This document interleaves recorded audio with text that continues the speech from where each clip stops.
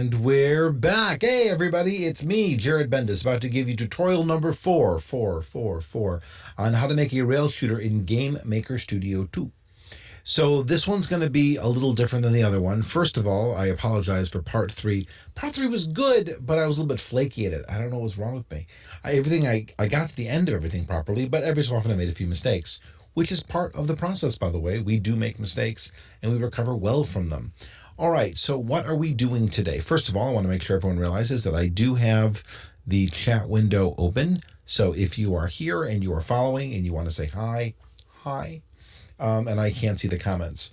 So part 1, part 2, part 3, what are we at? So I've got Game Maker open right now. Let's take a look at where we left off. Where we left off is I made a game that actually was kicking my butt, which is okay. We can do that. So what do? We have our knight can move up and down. I died. All right, I died. All right, let me see. So fighting back, right? That's all right. I died again. That's all right. I'm gonna clear the level. Oops. Apparently if I don't start shooting them early though, I'm dead. So I'm gonna have to figure out how to change this a little bit. Okay, 1, 2, oops. So maybe it's because I'm too spongy. Well, we'll talk about game feel as we go through this. Oh my goodness! I'm gonna try to kill one round before I continue. All right, 1. Oh, I'm dead. All right, come on, I can do. Oh, see, I keep sliding into them. So I'm too slippery. Yeah, I'm too slippery. So I think that's going to be what I'm going to change. I'm going to come over to my hero. I'm going to look at my create event, and I'm going to realize that my friction of 0.8 is too low. So I'm going to come over to 1 and see if that makes it a little bit better for me. These are the types of little things you have to keep reminding yourself how to fix, to change things along the way to get your game feel just properly. I'm dead. All right.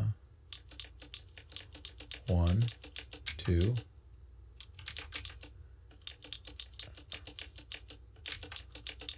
Oh, I'm dead again. 1.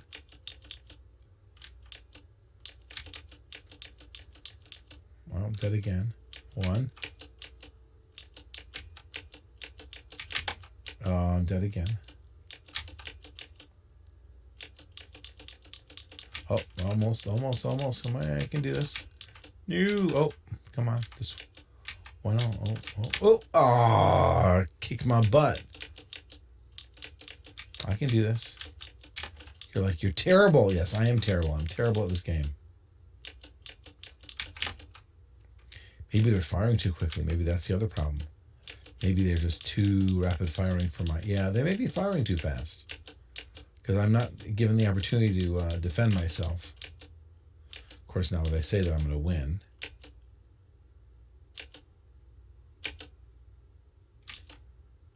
Oh, okay. We'll just assume for a moment that I know what I'm doing. All right, so the game is complete. Like the game, I'm tweaking variables here to make the game the way I want it to, but the game plays. So I can come over here to object enemy, and I could change the frequency of which that it sends off. So I can say, you know what, 30 is too quickly. I'm going to make it 45. So I just gave myself a little bit, a quarter of a second more breathing room, or I can give it 60, give myself a quarter second more breathing room. I'm going to go back to 45. I'm not going to do too much of a change. Okay, but all that's game feel. Right now, we know we have a closed system that works. There's no way for me to crash this game, and that's like success right there. I made a game that doesn't crash. But now we have to start taking it to the next level. And to take it to the next level, I want to show you something that I should have done before we even started designing. And I always take it at this point because I find it a useful tool for the next part of what we're about to do. So I bring up for you a spreadsheet. Ooh, wow, that's bright. Look at that. I bring up for you a spreadsheet, and this spreadsheet is going to be useful because what we're going to do is we're going to list on it all of the elements in our game. Now, some of them are going to be obvious and some of them aren't. And what we're going to do is we're going to write a Bible of interactivity. This is my interactivity Bible. And it's going to exist on multiple levels as we start going through it. So let's start off with the, what do we have? We have, and I'm actually going to be clever, is I'm going to number everything. 1, 2, 3, 4, 5, 6, 7, 8, 9, 10, 11, 12, 13, 14, 15, 16, 17, 18, 19, 20, which is ridiculous because I don't have 20 items. And I should probably give myself another row. So this is the number, and this is the name. Yay! And of course, we're going to do that on the other way as well. So I'm going to have to give everything else a number and a name as well. So let's start off the first one. We have the hero. Yay! We have the hero bullet. We have the enemy. We have the enemy bullet. All right, these are items that we have made, items that we control. We have the background, which doesn't do anything, but we're going to put it in there anyway since it's a graphic that we made. And we have the walls. Now, these are the primary 6 items that we have made. Now, we are going to build an interactivity map for this. So it means I need to put another axis in. So another thing on our chart. So I'm going to come above. And so that means we're going to have 1, 2, 3, 4, 5, 6, 7, 8, 9, 10. I guess 20 was being silly for now, but we'll come over here. And of course, that means we have hero bullet, enemy bullet, background, and walls. Now, as we do this, and so I can come over here and I can say number and name. And to be fancy, I can come over here and make them bold. Just give me a sense of what's going on. Give myself a sense of what's going on. So as I'm doing this, what I'm really trying to look at is how things interact together. And whenever you build an interactivity map like this, what you have to realize is that half of what you're about to map is repeated. So for instance, if I say, if I try to go, what happens when the hero bullet hits the hero hits the hero bullet, that's the same as what happens when the hero hits the hero bullet. So right off the bat, some of our stuff is irrelevant. So I'm going to come over here and fill those in as black because we already know that they're relevant. In other words, oops, that's not the right one. This one. That's right. So that one, this one, and this one doesn't make sense. So the hero bullet can hit the hero bullet. So what we're doing is we're limiting basically half of our chart, which we're doing just to get rid of all of the duplicates, if that makes sense. So everything is still here, and I'm going to get rid of that one right here. I don't need this. I'm going to get rid of this and this because I think we can figure out what we're looking at. Good. Does this make sense? So all I've done is I've created this sort of box of compatibility, and sorry, let me just look at the 6. I've created this box of compatibility of interfaces, and we realize that this top part up here is a duplicate of the bottom part, and I don't want to see it twice. I'm just being I don't want to see it twice. So when I'm doing this, I can start figuring out whether these things are even possible. Can the hero ever collide with the hero in our game? Is this even a possibility? And the answer is no. So I'm going to make it a light red, right? Can the hero bullet ever collide with the hero? Yes, but we'll talk about that in a second. Can the hero bullet ever collide with the hero bullet? No. Can the enemy collide with the hero? No. Can the enemy collide with the hero bullet? Yes. Can the enemy collide with the enemy? Yes. Can the enemy bullet collide with the hero? Absolutely. Can the enemy bullet hit the hero bullet? Absolutely. Can the enemy bullet ever hit the enemy? Not really. Well, yes, but we'll get back to that. And can the enemy bullet ever hit the enemy bullet? Absolutely.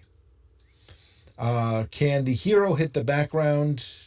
The background's kind of a weird one, right? The background doesn't really make sense in this case, does it? Does anything ever interact with the background? So you know what we're going to do? We're just going to get rid of that because, we made the graphic, but it really is a completely inert piece. So let's get rid of that. All right, let's go back to this for a second. Can the hero hit the walls? Yes. Can the hero bullet hit the walls? No, because there's no wall out there. Can the enemy hit the walls? Yes. Can the enemy bullet hit the walls? No. Can the walls hit the walls? No. But you're like, wait a second. we're missing something. Because if the hero bullet can't hit the walls, what does the hero bullet hit? Well, it hits a very special scenario, which we know is called outside room, right? So outside room becomes our sixth element. So we do this again. Can the hero ever go outside of the room? No, thank you, walls. Can the hero bullet go outside of the room? Yes. Can the enemy go outside of the room? No, thank you, walls. Can the enemy bullet go outside of the room? Yes. Can the walls go outside of the room? Yes, because they actually live outside of the room. Which brings up another thing. So as we're doing this, I want to talk about sort of there's two factors here. The first factor is the reds. And the reds are basically like it cannot happen. It is the design of the game that it cannot happen. Now, we designed the game so it can't happen. So we actually made a decision here. So this idea is that when I build the spreadsheet, I make it obvious the hero can't hit the hero. Well, what if there were multiple heroes? What if, in other words, in my game, it can't do that, but in a game, it might be able to do that, which is why when I'm starting to design a game, I actually start with this ahead of time. Now, when we go back to this next line, and this is a little bit different, is can the walls be outside of the room? And the answer is, well, by definition, in my game, the walls are outside of the room. So what am I really asking? I'm asking is, does it matter that the walls are outside of the room? Are we doing something about it? So what I'm going to do is I'm going to pick a new color. I'm going to pick an orange, not for here. I'm going to come over here. I'm going to pick an orange color. And this orange color is my way of saying, I don't care, right? So the orange color is saying like, it can happen, but I'm just not going to do anything about it. So with this idea that the orange color is, I don't care about it. So can the hero bullet hit the hero? Yes, because when the hero bullet launches, it starts on the hero. Do I care? No. Let's see. Does the hero hit the enemy bullet? Yes. Does the hero hit the walls? Yes. Does the hero bullet hit the enemy? Yes. Hero bullet hit the yes. Yes. When the enemy hits the enemy, ooh, good question. Now, in some games, you're like, I'm going to have them bounce off of each other, or I'm going to have them. Well, I'll be honest with you, not today. We're not doing that. It's way too confusing. And what ends up happening is with just 6 enemies, it makes it even worse. So the answer is ignore it. The enemies exist on different planes of existence, and they slide back and forth, so I don't give a damn.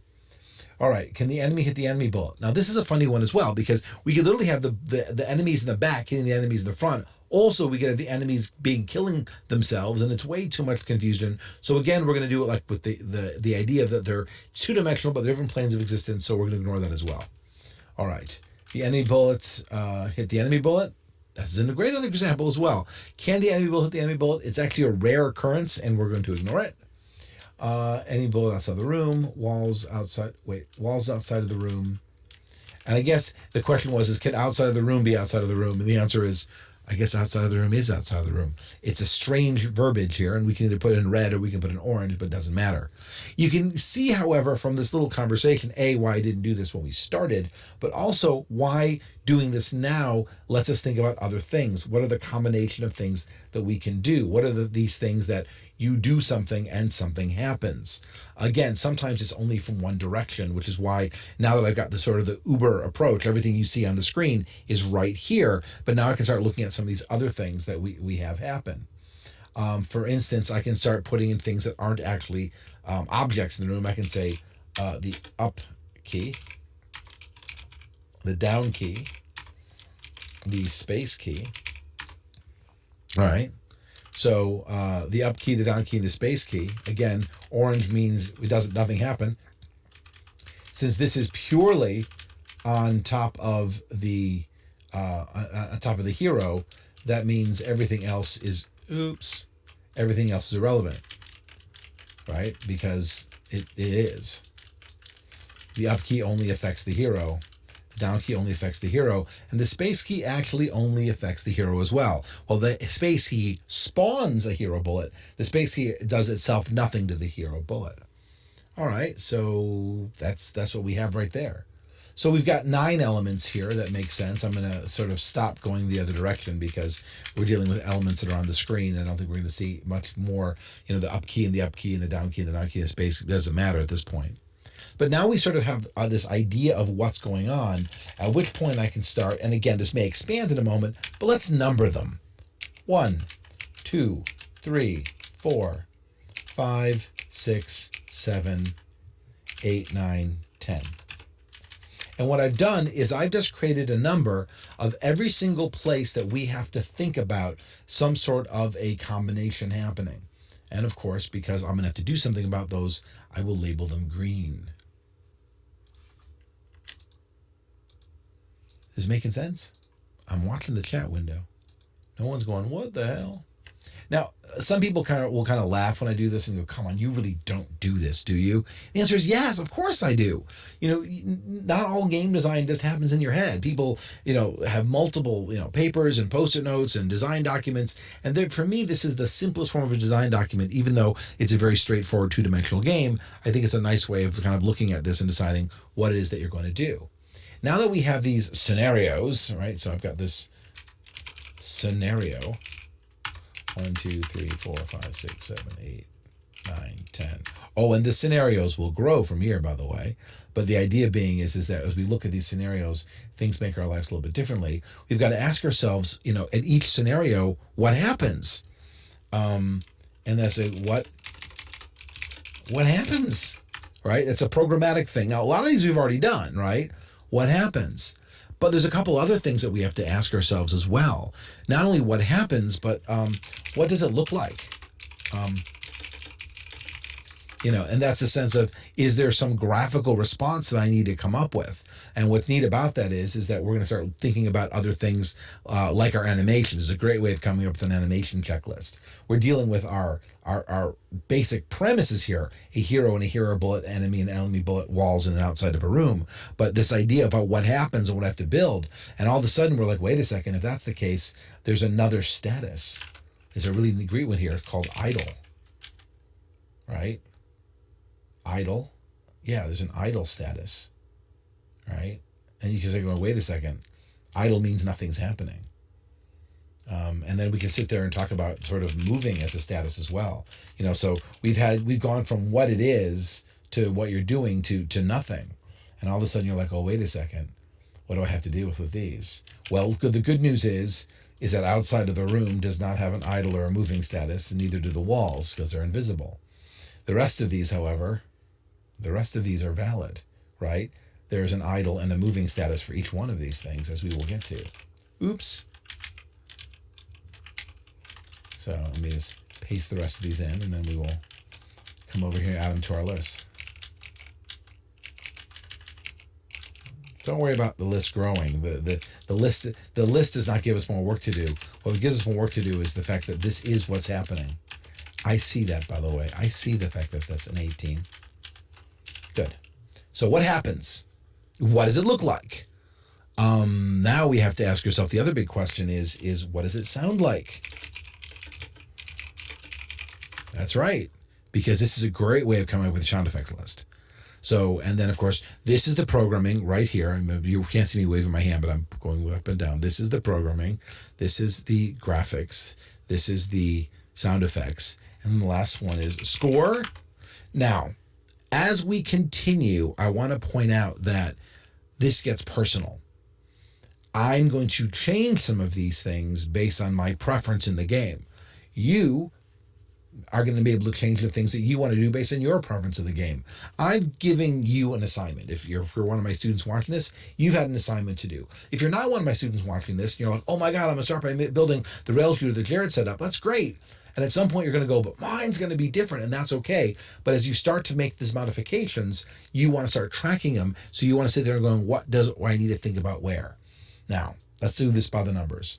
And again, I've numbered them. So the scenarios we're going to highlight in blue. Yay. Like a nice little light blue. Beautiful. And make these bold. I just make the document pretty as I go. And then, of course, we are going to reference by these numbers over here in terms of the objects that we're going to be dealing with. And, of course, we only have 4 objects, which is kind of cool, which makes our life a little bit easier. Or 5 objects. So what happens? Number 1, the hero bullet hits the enemy. Well, we've had this discussion already. We are going to hero bullet. We're going to kill 2, and we're going to kill 3. 2 being the hero bullet and 3 being the enemy. So we kill them both when this happens. Does that make sense? That's the programmatic thing right there. What does it look like? Ooh, that is a good question.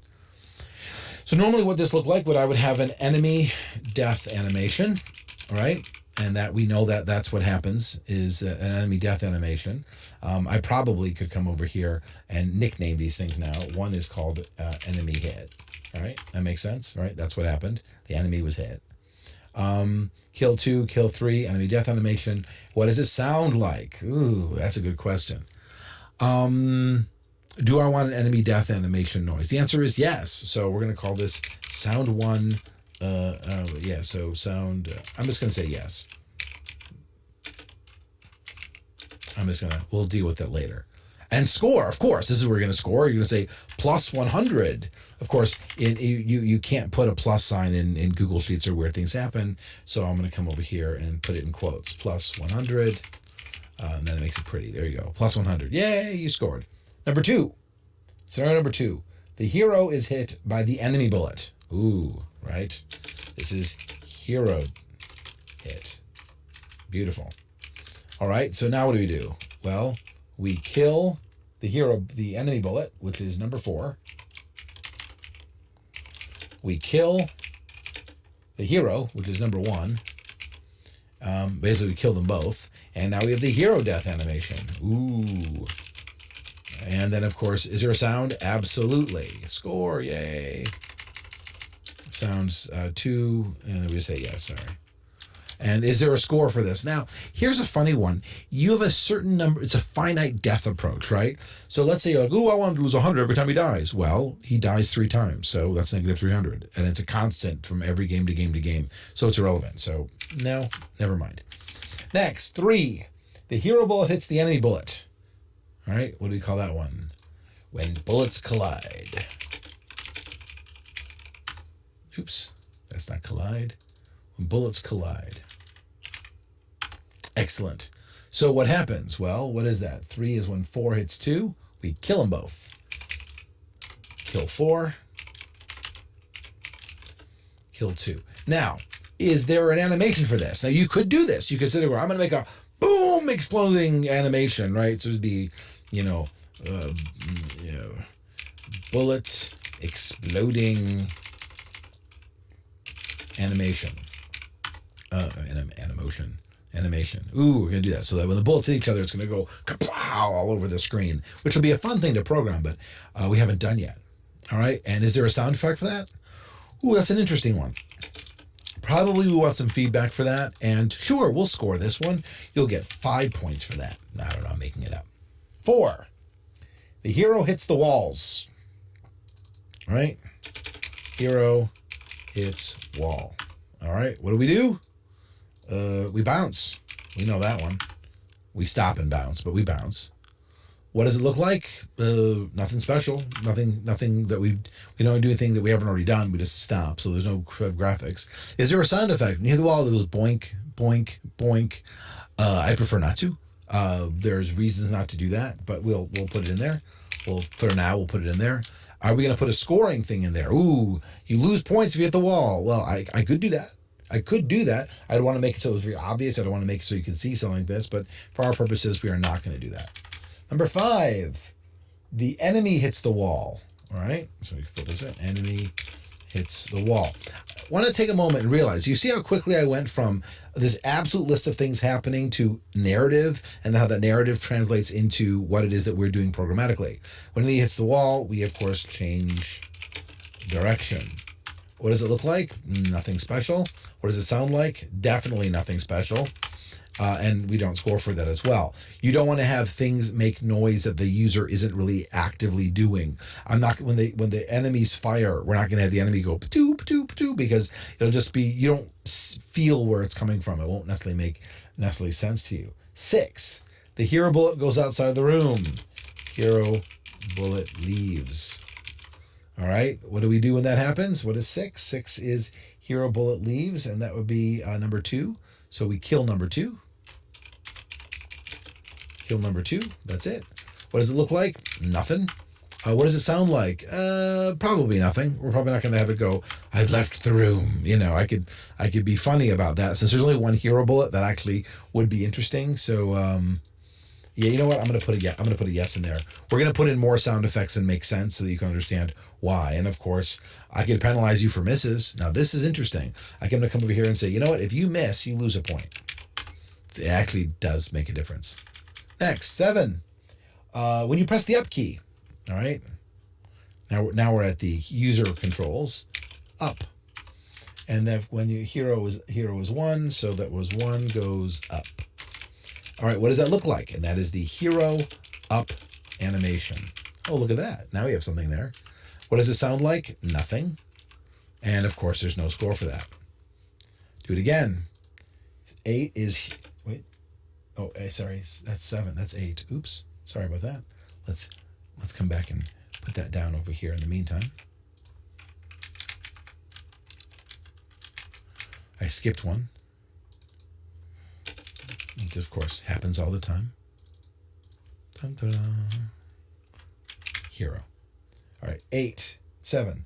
Enemy bullet outside of the room. So it's enemy bullet leaves room. Enemy bullet leaves. Well, we're going to kill 4. And does it look like? Nothing. Does it sound like? Nothing. Does it score like? Ooh, this is an interesting one. Am I going to lose points for getting bullets to go by me? Now, I will say in some games I actually do this, which is pretty neat.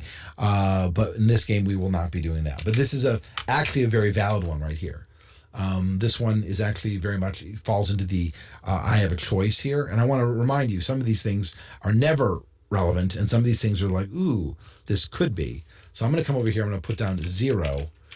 Because I'm not doing it, but I want to remind myself that I could do it. Less so than the walls. The walls I'm not really worried about. I'm really probably not going to take off points in a game for this. Though I did have a student once make it so that when he hit the walls, you died, which is crazy. All right. So what is 9? 9 is, 8 is up. Wait, how did I'm sorry, 8. There it is. 8 is up. 9 is down. And of course, it's very easy. I'm going to put those in parentheses again so we know we're talking about an object. 1 goes down. And of course, for that, we need the hero down animation. And no sound for that. And no score for that. So far, so good. 10. 10 would be hero firing. Hero firing. All right. Sorry for all my typos, folks. That is the nature of the way I do this. And this would be 1 fires. And what do we have for this? Well, this one's going to be interesting because we're going to have the hero firing animation. Hero firing animation. And what does it sound like? Oh, yes, fire. We're going to have a graphic. And of course, no scoring for firing a bullet. 11 are idols. Ooh, hero idol. Now, again, nothing happens here. It's just idols. Hero idol animation. No sound and no score. 12. Bullet idol. Well, there's no such thing as a bullet idol, right? Yes, there's no such thing as a bullet idling, is there? The bullets are always moving, right? Because we fire the bullet, they move. So this is a mistake. Bam. The enemy bullet also is never idling. So that's a mistake as well. See? Look at that mistake. We also have already covered the hero moving because we've got hero up and hero down. So I can get rid of that one. This one's valid. Wait a second, is that true? Do the enemies ever stop? No, the enemies never stop. So the reality of it is that the enemy has no idle as well. The only thing that actually idles is the hero, because the only thing that can stop. Everything else is moving continuously. See how quickly this changes. Excellent. So 12, 13, 14. So 12 is the hero bullet moving. What happens? Nothing. It's just moving. Well, it moves. So what is that? That is the hero bullet is 2. It moves. That is what it's doing. It is the hero bullet animation, which we'll get to in a second. What does it sound like? Nothing. What does it score like? Nothing. 13, the enemy is moving. All right, and of course that is programmatic, so that would be 3 moves. And of course we have the enemy animation. And it doesn't sound like anything. It doesn't look like anything. We're going to get back here because the question is, are we going to do directional enemy animations? Is the enemy going to animate differently up than down and all that kind of stuff? Today, it doesn't really matter. The reason is that Project 2, if you're taking my class, is Pac-Man. And in that case, this is going to come into play more. So I want to get you prepared for what's coming next. And then, of course, 14 is the enemy bullet.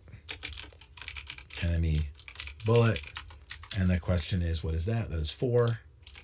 And it moves. I keep writing movies. Maybe I want to go to the movies. There we go. Moves. And of course, that would be the enemy bullet animation. Not applicable. Not applicable. All right, we'll stop from here. This is an accurate representation of the game that we've built. All right, so now that we've done that, we are looking at the 14 scenarios that we've got without going into extra stuff that we're going to talk about in another, because we're going to blow up the game in a little bit by adding more features to it. But right now, this is the game that we currently have. Now, do we have a enemy death animation? And the answer is yes. What is it? It's actually just the enemy kicking off to the side. So it's not an enemy death animation, but it's the enemy death, which is a movement. Because it really isn't an animation. We didn't have to animate it, but it's good enough. Do we have a hero death animation? Yes, it is done. Do we have a bullets exploding animation? And the answer is not yet. So we're going to put this as a light orange, which is our version of not yet that we have to get back to it in this case. Hero up animation, hero down animation, hero filing animation, hero idling animation. Do we have all these? Absolutely. We already did all of them. They're already, not only are they done, but they're in there. We don't have a hero bullet animation. Technically, it's a movement. That being said, it's done programmatically where we're rotating it, but we're not actually animating it where I brought in a series of frames. And I say this because I want to make it different when I get back to that. The enemy bullet, does it animate at all? It actually doesn't. It just moves. But we're going to accept that as well because it's alive, and that's, the enemy just moves. There's no animation. And the enemy bullet just moves as well. There's no animation. And we've decided that's as far as we're going to go with them. If we wanted to, we could go through and sit there and create animations, and then we'd highlight them in orange and saying, we've got to get to that. We've got to get to this. So let's realize what we've got sound effect wise. And then we're going to come over here. We're going to make another scenario list. And I keep doing this because it's kind of fun to think about as you look at the sound effects, right? 1, 2, 3, 4, 5, 6. And what are the sound effects? Enemy hit. Hero hit. Bullets collide. Hero hits wall, which we may not be keeping. Hero bullet leaves. And hero firing. So these are the 6 sound effects we're going to need to get started as we move forward. For today's purposes, we're going to have fun and we're going to make our own. And then, of course, that means 7, we probably want some sort of, background music, which will, background music, something that loops along the way. So the next step is to realize is that as we've done all of this, we've done nothing. I'm sorry to say, right? We've done all of this, but we really don't have much to do here, and I'm okay with that. I just want to remind you that this entire process was for us to start looking at what it is that we need to do. Imagine I'm working with a team and I'm designing and programming a game. I can sit here and say, these are the animations I need you to draw me. And by the way, this is literally the graphics checklist. These are the sound effects checklists I need you to design for me. So all of this is here for that. Now, at some point, we're going to be adding some new features to the game. And now, those new features of the game has to do with the fact that I allow my students to add a hero base, which is something that you're trying to defend. And it also allows them to add an enemy base, which is something you're trying to destroy. Now, these are very much binary things. They're either things that you hit, they go away, or you just hit and you keep scoring them. Which means that if I come over here, luckily I've not gone more than 1 through 3 and 4, I can come over here and I can add them to my list. Now, I'm actually going to cheat by coming over here and cutting this and then pasting it down here. It's a little bit easier, right? So it's going to be 5, 6, 7, 8, 9, 10, 11, 12, 13. Don't worry, we're going to start and throw the numbers in here. And this is going to be hero base and enemy base. which we haven't done yet, right? And of course, that means we have to add two more things over here. So I'm going to come over here and insert one, and then I'm going to insert another, and then I'm going to get rid of all that stuff. Boom, boom. So this would be hero base and enemy base. Now this is a new feature, and I'm just kind of throwing them in funnily like this. You would, of course, have been doing this along the way a little bit more respectfully. 5, 6, 7, 8. All right, and of course, let's go through all of the numbers as we do it. Right? We know that the hero base. All right, we know we got this over here. Okay, so we're good to go. All right, so just going across the board with these things, can the all right, we don't need this. Yes, all right. Yeah, so that may, oops. All right, come back over here. Just filling in the blanks. All right, good. Now we get to fill in the blanks over here. Can the hero touch the hero base? And the answer is no. Can the hero bullet touch the hero base? No. Can the enemy touch the enemy hero base? No.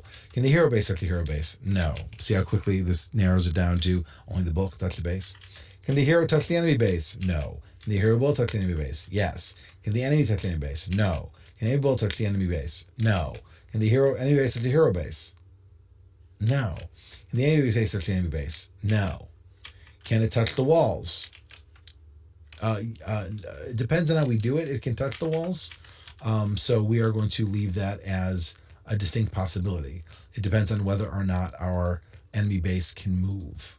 And the answer is probably going to be that our enemy base can move. So we're going to have to come back in here and revisit these particular features. Matter of fact, just because I'm doing a whole new set, I'm going to make them blue so I know to look for them, just to make my life a little bit easier. So the idea is that if my bases are moving, then I want to, oops, those are the wrong color, blue. That doesn't match my aesthetic. If the bases are moving, then I'll be able to do it. So the hero bullet can hit the enemy base, and the enemy bullet can hit the hero base. The hero base can hit the wall, and the enemy base can hit the wall. Can the enemy base go outside of the room? Nope. Do any of the keys affect either of these bases? Nope. Do the enemy bases have an idle? Ooh, that's a good question now, isn't it? Depends, do the enemy bases move or not? The answer is that the enemy bases are always either idling or always either moving, depending on how we decide to design them. So for our cases, we're going to say that they're always moving, and we're just going to pretend that there's no such thing as an idle command. Because remember, either they're always moving or they're always standing still. It's basically an element on either side of the screen that's either like there to be defended or there to be attacked. So how quickly did we just expand this? Now, I'm not going to program it yet. We're just getting our thing in play. So we ended with number 14. So that would be 15, 16, 17, 18, 19, 20. And again, I'm putting it here because my students have this option and I want them to see what it is. 15, 16, 17, 18, 19, 20. Okay, I like how that worked. Let me come over here. And since these are new features, we haven't gotten to them yet, I'm going to make them a slightly different color. This is to make you all OCD people crazy. 15 is when the enemy bullet, all right, so this would be hero base hit.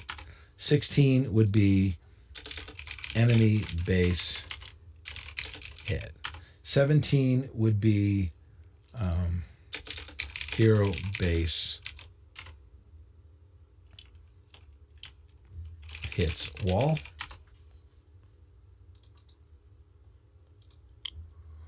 18 would be when the enemy base hits wall. 19 would be when the hero base moving. And 20 would be if the enemy base is moving. See how quickly we're adding on to our program, our sort of feature set, and we have to see what happens. All right, what happens? When the hero base is hit, what happens? Well, that means we want to delete the enemy bullet. So that means we are going to kill 4. And then are we going to kill our... No, we'll leave our base on screen. So that's it. Enemy base is what? Enemy base means our hero bullet gets killed. So we're going to kill 2. So when the enemy base gets hit, we're going to kill our hero bullet. Hero base hits wall. What do? We change directions, or we can sit there and say bounce. And bounce again. Hero base is moving. It just moves, right? So that would be, what is the hero base is 5. So we say 5 moves, 6 moves. I know, I said movies.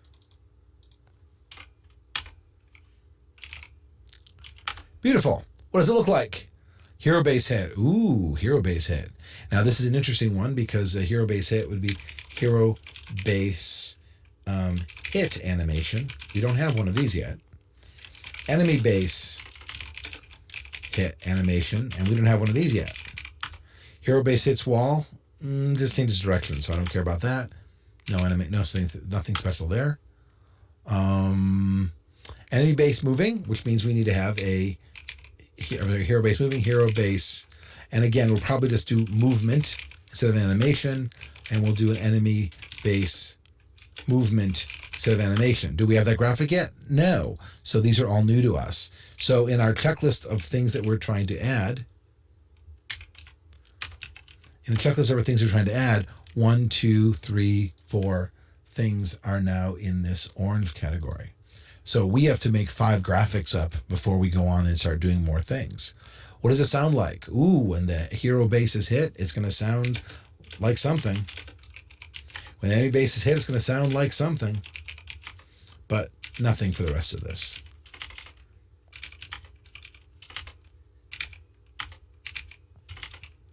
What about the score? Well, yeah, when the hero base is hit, we're going to lose -20. All right, come over here and get rid of 20 points, right? And when the enemy base is hit, we're going to score 30, right? I'm making this up. And of course, none of these are scoring opportunities. Great. So now I have so you can see the differences here. I want to point out, right? Originally I went through and I documented what I'd already done, but now that I've added this idea that there's going to be a hero base behind the hero and an enemy base behind the enemy, and they're going to be protecting or defending each other, I've added a new feature, and just in my mind, I've integrated those new features into the game by using the spreadsheet to sort of lay out where things are. This makes sense? Good. You should be doing this. Look how pretty that is. Isn't that pretty? I am so happy. All right, slide it over. That gives me a 7 and an 8. Oh, 7 and 8. I'm sorry. I guess this, maybe I should make that a 9. All right, come over here and make this a 9. All right, and 7 and an 8. So 7 would be hero base hit, enemy base hit. Now, interestingly enough, there's several other scenarios that we've missed, and those scenarios don't exist yet. Obviously, when the hero dies, that would be a massive thing. That would be like that's actually either that's the end of the level. But we have 2 other scenarios that we haven't discussed, and the first one would be a clear level, which was like you clear all the bad guys, and the other one would be game over. Now, clear level is based on counting how many enemies you have left, which we've done, and it doesn't show up anywhere here. But where does that show up? Right? Where does that show up? Well, it's very clever. Where that shows up is I'm going to come over here under what happens, and when the enemy bullet leaves the screen, check level clear. Right? That's when you want to do that. When the enemy bullet leaves the screen, check to see if that was the last enemy bullet that left the screen. So this is where you check the level is clear, right? That's very important, right? When you die, the hero is hit. When they die, check last life. And that's where you would check to see if this was the last life you had. So both of these things are very particular scenarios. A little asterisk in there, right? So you can see that. A little asterisk in there. And of course, those will lead to a number 10 and number 11. One of the mistakes that I make all the time is I always do a hero hit sound effect and a level up sound and a level over sound effect. The same sound effect. If you were hit, it's the same as like, oh, you were hit. And I'm like, oh, you were hit. You don't do it twice. It's the same thing. All right. Does that make sense? So now I am all ready to go, and I have my to-do list. So my to-do list for the next tutorial, 45 minutes. My to-do list for the next tutorial is to create these 11 sound effects and to create these 5 different graphic / animations that we want to incorporate. And this gives us everything that we need to finish this game because now we know what all the features are. Afterwards, we can go through and we can integrate them, and then we can start building a menu system. Then we can start building a scoring system, and then we can talk about how to publish it. So there you go, part 4. It's kind of funny. We never left the spreadsheet. Part 4 was the spreadsheet. But when you're talking about game design, I want you to really think about what is it to design a game. And this, to me, is a really good way of getting started. It's not definitive, folks. There's other ways of doing it. This is just the way that I do it, and it's definitely the way I teach it. So I will see you on part 5